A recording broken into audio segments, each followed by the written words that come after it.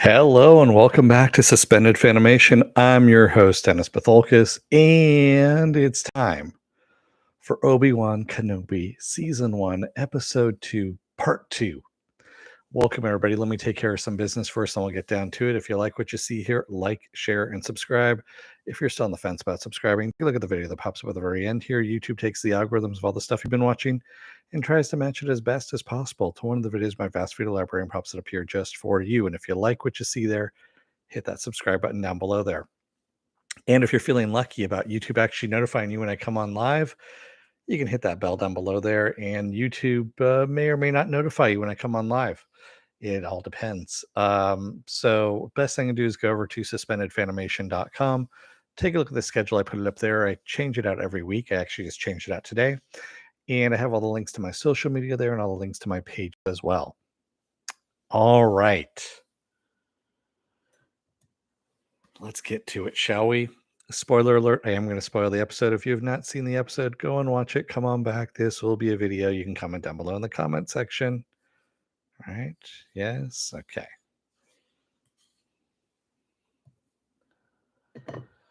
So yeah, I had to I gave it a couple of days so you guys could watch part 2 and all that stuff. So um again, um Riva's acting is just fucking killing me. The actress who's playing her, Moses Ingram. Um oh man. I'm hoping she gets better by the end of this series cuz damn. It's a good character. Um it's just it's like she's in a different show altogether compared to the other actors. So um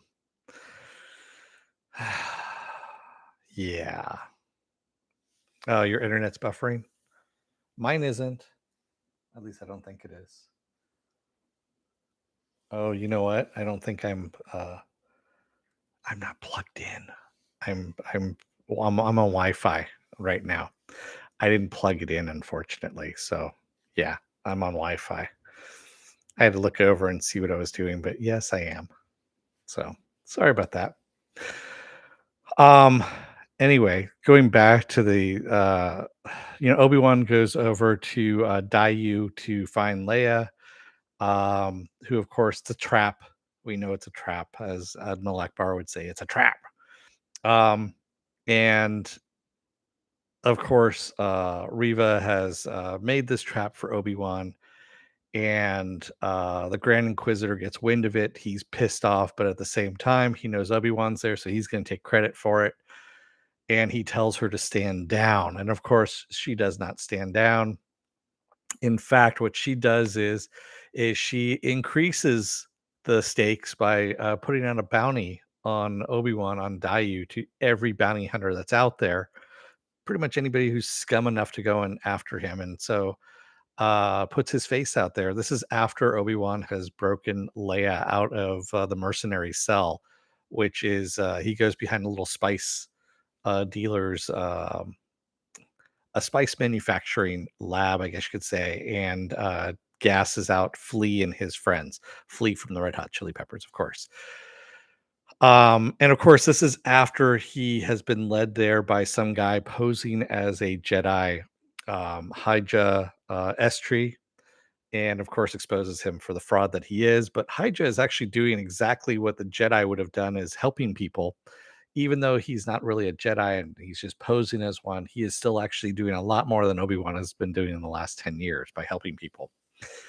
Um, so of course, Leia does not believe that he is there to help her. And this also brings up another thing too. So um in Star Wars A New Hope, teenage Leia, I guess you could say 19-year-old Leia, when she sends out the distress to Obi-Wan, via R2 and says, you helped my father during the Clone Wars. Can you help us again? She makes no mention of, you saved my ass when I was 10 years old. And can you help me again? Kind of thing. Because, of course, this wasn't planned this way. So there is a plot hole in that respect, if you will, because a 10-year-old Leia would remember Obi-Wan, especially since, he said who he was, and he's a Jedi, and yeah. Anyway, um, yeah, so we get the chase across the rooftops, and I don't know about you, but Leia still, yeah, we talked about this last time that she acts like she's about 6 or 7 rather than the 10-year-old that she's supposed to be. And that weird run of hers when she's running, it's kind of like a toddler run that's kind of still unsure about, their balance and whatnot. She's doing the wide-legged stance, kind of waddle run. And I'm like, how he wasn't able to go after her, I have no idea, but still, neither here nor there, I guess, at this point. So, and you're thinking that, yes, I'm not really liking this. Actually, I did like this episode. It was well done once we started getting the bounty hunters going after him on the rooftops. Parkour Riva, exactly. And yes, we had Riva doing, somersaults and acrobatics to get across the rooftops as she sees the gun, the laser fire happening. And uh yeah, that was just kind of like overkill, I guess you could say. It's like, who is she showing off for? And was that really necessary to do that kind of stuff? I mean, she's doing somersaults, cartwheels, backflips, and stuff like that to get across the rooftops. And I'm like, did you just jump? Can you just jump across the rooftop? I don't know. Seems like that would be the more prudent thing to do rather than doing a backflip or, front flip, something like that. Penn says Leia looks too young, but I think she's doing a good job, so I'm not bothered by it. She's kind of annoying, actually. She goes from annoying to precocious to annoying again, and just yeah, I'm still not sold on it. And she's going to be in all 6 episodes, so because this really is about her and Obi-Wan is really what's going to happen. So yeah, eh, mm, that's all I can say. Uh, yeah, so Haja helps out Obi-Wan and Leia and says, "Hey, the city's closed off right now, but take this. This will get you on one of the unmanned freighters. No one's going to be looking for you there. Go for it." And he goes, I'll provide a distraction." And of course, he gets his ass kicked by Riva. She like throws him up against the wall, and he goes, "You're not using magnets, are you?" As he's getting his ass kicked, and she pulls out the information from his mind because he's, "I'm not giving you anything," and she just like, "That's okay, I'll take it from you," and just pulls it out of his mind, um, which is kind of frightening. Yeah, she would have killed him, obviously, but she didn't need to. All she wanted was the information. She just pulled it out of his mind, dropped him, and then started making her way to the hangar. Also, the Grand Inquisitor decides to go after him as well because he wants Obi-Wan as well. And now that we know that they know that Obi-Wan is alive, of course, um, this is the big thing, of course. We someone else is going to know that Obi-Wan's alive, and we'll get to that in a minute. So, as they get Leia and Obi-Wan get to the unmanned freighter area, and Riva is hunting Obi-Wan down. And the Grand Inquisitor comes in and says, "You stand down. I'm taking it from here." And she's like, "Fuck you. No, you're not." And she stabs the Grand Inquisitor with her lightsaber. Is he dead? I don't know because he's supposed to be in the next couple episodes. He's supposed to be in all 6 episodes.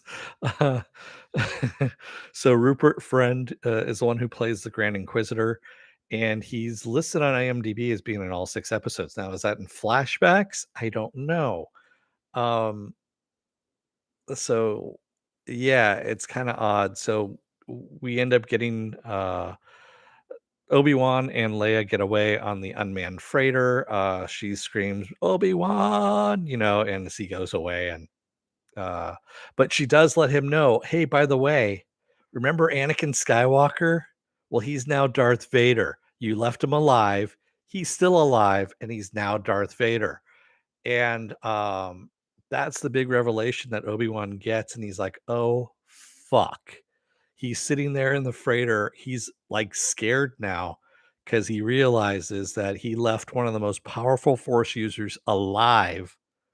Didn't kill him. He left him there, dismembered him a bit and then left him there to die. But of course, he didn't die.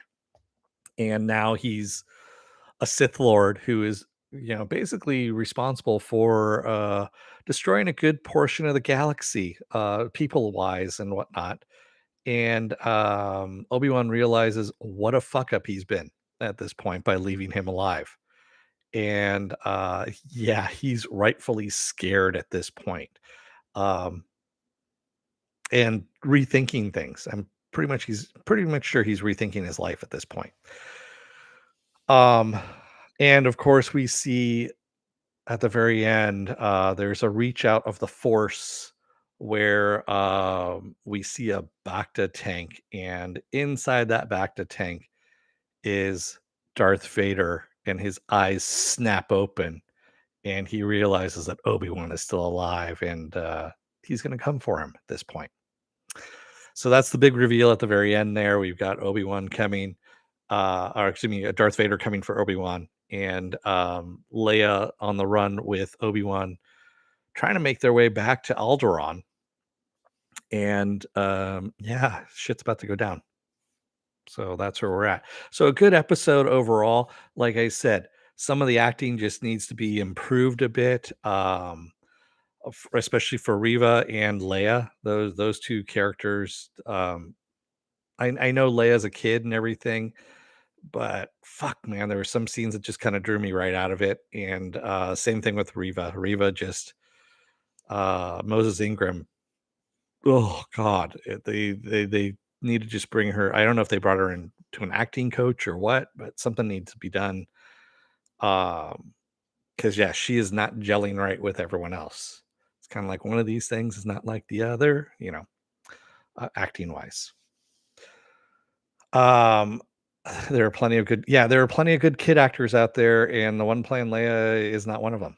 So, yeah, yeah. There was a funny line in there, of course, too, about him saying that you remind me of someone. She was also stubborn and precocious, and blah blah blah blah blah. And he's talking about her mother, her biological mother, and it's like, well, she's also a part Anakin as well, so she's got that part in her as well. Um, Penn says I checked a few other reviews and Riva is way more hated. Yeah, I know Riva is way more hated than Leia. I've been watching that as well. Um, and that's just because her acting is. Let's put it this way: the kid playing Leia is a better actor than Moses Ingram.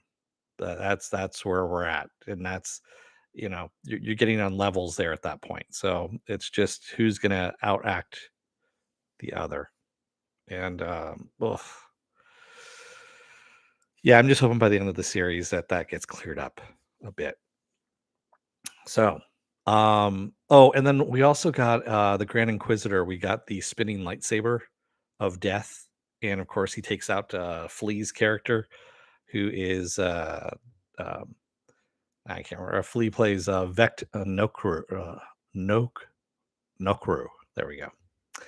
And Flea's character ends up getting hit by the spinning lightsabers of death as the Grand Inquisitor is questioning him about why Riva hired him. So, of course, he was high on spice at the time too, so he went out happy. Oh, and by the way, the spice dealer who when Obi-Wan runs into her and he's inquiring about his daughter, and she goes, I was somebody's daughter too, but you're never going to find her because that's what happens here. Here, have some spice on the house. That's actually Ewan McGregor's daughter in real life. So yeah, that was kind of funny that she's there. So oh, and we also got a little Tamura Morrison playing a veteran clone trooper who is begging off on the side there. And Obi-Wan just kind of realizes he's not the only one whose life's been fucked up because of the Clone Wars and everything that happened. There's also the clones themselves who, shit has happened to. He's basically been living in denial for the last 10 years of a whole bunch of things, and his head stuck in the sand, literally not doing a goddamn thing. And I think he's finally starting to realize that, yes, he actually needs to start doing something proactive about his situation and not just existing at this point. And especially, I think, with the whole revelation that Anakin is now Darth Vader. Um, yeah, I'm thinking he kind of realizes that now at this point that he's fucked up big time, and that the Jedi maybe fucked up all along the way. They did a bad thing there. Bad PTSD. Yeah, yeah. The M threw me off there, Joe Greer, for a second there. Well, yeah, I mean, once you kill a whole bunch of Jedi and you don't realize why you did it, and you don't realize that it's a chip inside your head that made you do it, yeah, that could do it right there. So, so again, a good episode. Could have been better with some acting, but still good. Better than the first episode. The first episode again was a setup. Second episode, good. Had some good action in it too. Looking forward to the third episode. Ooh, sorry, I got a freight train coming by. That's why my camera's shaking a little bit here. So that's what ends up happening when you live close to the train tracks, and yeah, that's why everything's bouncing around like that. Um, what else do I have going on for the rest of this week? There's a lot of shit going on. So tomorrow is going to be another episode of Is It Worth It's Worth My Time. It's going to be Stranger Things season 4 part 1. Yeah, Stranger Things season 4 part 1, which dropped on Netflix on Friday. I made it all the way through that. Wednesday, I guess, is going to be Obi-Wan episode 3. I thought it was going to be on Friday, but maybe it's on Wednesday. We'll see what happens. And by the way, it's going to be an hour earlier since I'm going to be off that day. So, yeah, I'm going to do it at 5 p.m. my time, Pacific Standard Time. Um, Thursday, I'll be off. Friday will be The Boys season 1 or episode, excuse me, season 3, episode 1. Saturday will be a double header with The Boys season 3, episodes 2 and episodes 3. Sunday will be the Sunday edition of Saturday Morning Blast Off. Monday I'll be off of next week, and then there we go. Let me just wrap back around again. And yes, it is Memorial Day weekend, and it's Memorial Day today. So, for those of you who are off, happy Memorial Day. Well, I don't know if you say happy Memorial Day, if you just say, anyway. CBM says I've enjoyed it, and I'll leave anything else for that discussion. Yeah. Yeah, we'll see how it all, ends up. So far it's better than Book of Boba Fett. So I'll leave it at that as well. I mean, Book of Boba Fett was okay, but there was some stuff that really could have been cleaned up in that one. Yeah. Anyway, thanks everybody who joined me today in the chat, and thank you if you made it this far in the video. If you're still on the fence about subscribing, take a look at the video that pops up at the very end here. YouTube takes the algorithms of all the stuff you've been watching and tries to match it as best as possible to one of the videos in my vast free library and pops it up here just for you. And if you like what you see there, hit that subscribe button down below there. And if you can, hit that like button, the share button as well. And if you want to know when I'm going to be on, when I'm going to be live again next, go over to suspendedfanimation.com. Take a look at the schedule I put up there every week, and also all the links to my social pages and my media pages as well. Thank you, everybody. Yes, it is definitely better than Boba Fett. Um, yeah, yeah. That's all I can say. And I can't wait to see Hayden Christensen again as fucking Darth Vader. Um, I'm sorry. I just want to see him as Darth Vader. I want him to redeem himself. And I know it was all Lucas's direction and his poor dialogue and stuff like that. I mean, fuck, man. Hayden Christian, he got the raw end of a lot of the deal for the prequel. He really did. And it really wasn't his fault. I mean, it really was the direction and the writing, you know? Um, So I'm really interested to see. Yeah, I want that redemption as well for him. He really needs it, and I think once he does this series, once we get through this series, it's probably going to have a mini revival of his career. Is what I'm thinking is going to happen. So, fingers crossed on that because he needs it, honestly. Thanks, everybody. I will see you again tomorrow. Until then, stay safe, be well, take care. Don't let the door hit your ass on the way out. Otherwise, you know, you may end up getting a bounty put on your head, and you got the Inquisitors after you. You got this precocious little 5-year-old, I mean, 10-year-old, supposedly 10-year-old, who keeps questioning your every move and starts running away from you like a toddler. And you can't catch up to her because supposedly you can't run faster than a toddler.